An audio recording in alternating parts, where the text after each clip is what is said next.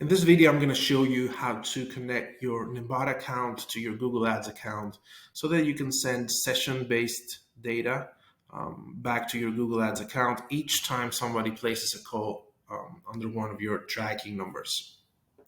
To begin, you want to log into your Google Ads account, head over to Tools and Settings, and under Measurement, click on Conversions. Here on the upper left, we click on the new conversion action to set up a new conversion. Select import, click on other data sources or CRMs and choose track conversions from clicks.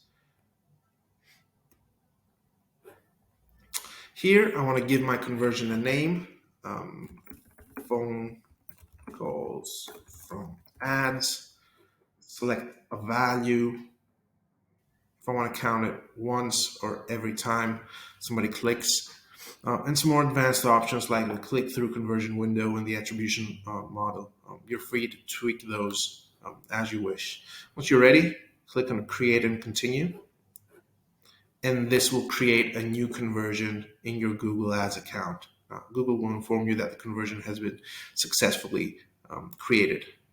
Hit Finish, and then head back to your Nimbata account, and from the menu select Setup Integrations and click on Google Ads. At the top of the screen, you should click on the button Sign In with Google. Choose the account that has access to Google Ads and click Allow. Nimbata will then connect to your Google Ads account, and from there on you can start configuring the integration.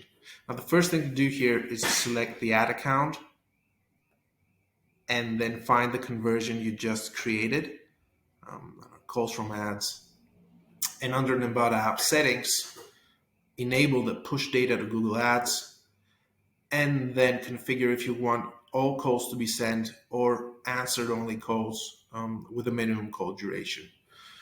That's it. Each time somebody places a call under one of your tracking numbers, Nimbata will push session level information, including the gclid, back to Google Ads as a conversion.